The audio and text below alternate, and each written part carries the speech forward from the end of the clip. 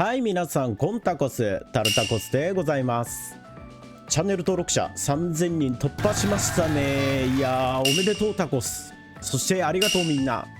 なんとかね、今年中に達成できてよかったですね。来年の目標は大きくですね、1万に行きたいなと思ってます。まあ、いけるかタコス、やれんのかタコス、交互期待。さて今回はですね、たびたびセールで安くなるバルヘイム。まだやっていない方はぜひやってみてほしいゲームなんですけど、そもそもですね、どんなゲームかわからなくて購入するか迷ってる方が多いんじゃないかなと思います。そんな方のために今回はですね、クロートが評価するバルヘイムのいい点悪い点っていうテーマの動画です。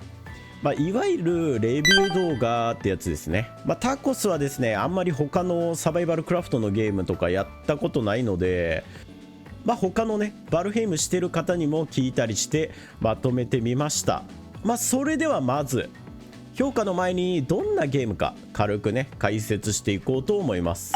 バルヘイムは北欧神話をモチーフにしたオープンワールドサバイバルクラフトゲームで、2021年2月にアーリーアクセスが開始され、わずか1ヶ月半後に600万本、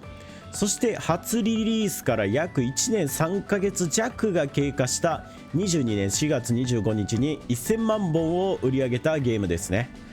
オーディンの命を受けてボスたちをしばきに行くのが一応の目的なんですけど、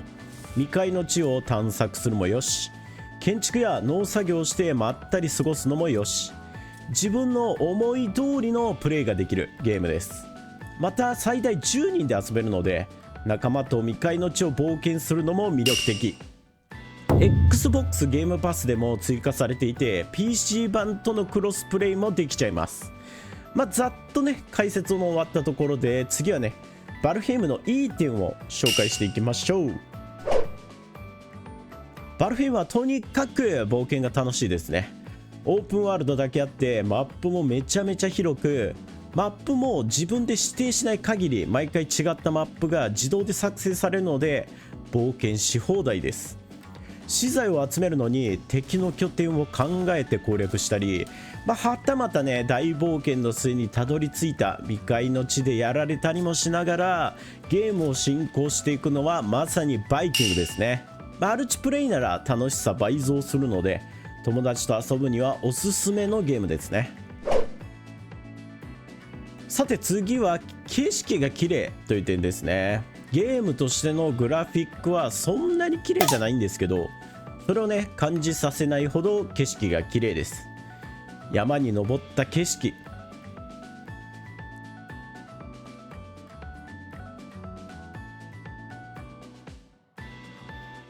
朝日が昇っていく景色、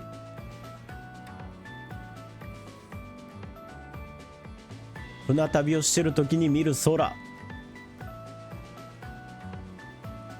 いろんな景色を見ることができます。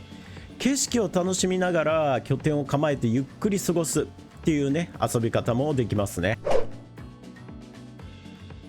次は建築が沼っていうことですね。バルヘイムは建築で再現できる幅がめちゃくちゃ広いです。タコスのサーバーでもこんな建築や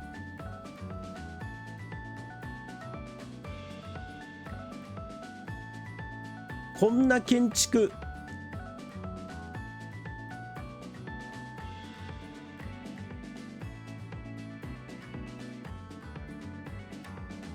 などなどね、素晴らしい建築物が山ほどあります。風の噂では事前に設計図を書いて建築するというね建築職人の方もいるようです。一面を開拓して自分で街を作成するというね方も少なくはないですね。建築で再現できることは無限にあるので、やればやるほどハマる、まさに沼。資源を気にせずに建築が自由にできる設定もあるので、建築職人の方は買ってみてもいいんじゃないでしょうか。さてここからはね悪い点挙げていきましょう。まずは不便な点が多いことですね。このゲーム移動手段は主に走るか船だけです。テーム要素もあるので一応ね騎乗できる生き物もいるんですけど、アークのようにねドラゴンに乗れるといった移動手段はないですね。その他にも重量制限があったり、イベントリが広くなかったり、鉱石をポータル間移動できないなどね、不便な点は多いゲームです。ですが重量制限等をなくすモッドを使ったり、鉱石ポータル間移動も設定でできるようになったので、少しは不便な点も解消されるかなとは思います。この不便な点を楽しんでいる方もいますし、賛否両論なんですけど、一応ね悪い点に挙げておこうと思います。次に挙げる点は難易度が高い点ですね。どういうゲームか分かるまでは未開の地に突撃して、わけもわからない敵にやられて装備回収できずに号泣っていうことが何回も起こります。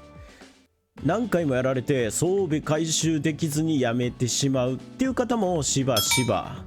マルチプレイ推奨のゲームなので、ソロでノーマルの難易度だとちょっとね厳しいっていうことは覚悟しといた方がいいですね。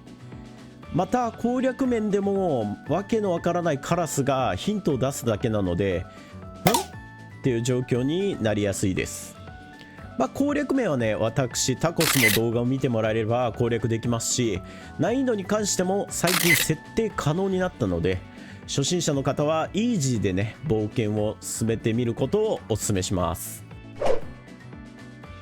そして最後の悪い点がアップデートが遅いっていうことです。このゲームの一番悪いとこと言ってもいいかもしれません。前回のねバイオーム追加の大型アップデートから1年経ちましたが、まだ大型アップデートは来てません。一応開発状況等は公式が発信しているんですけど、それにしてもね遅いですね。攻略してやることがなくなったから放置というプレイヤーが多いのが事実です。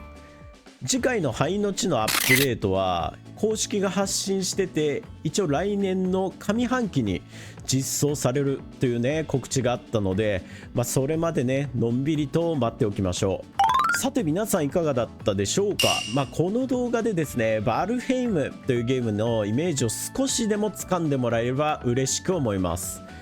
購入を迷っている方はぜひ遊んでタコスに感想を聞かせてください。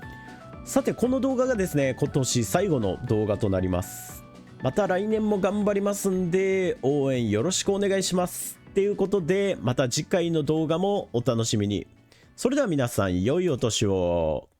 最後までご視聴いただきありがとうございます。そして私歓喜いたしますので、ぜひぜひチャンネル登録の方やっていただけると嬉しいです。それでは今日はこの辺でお別れです。バイバーイ。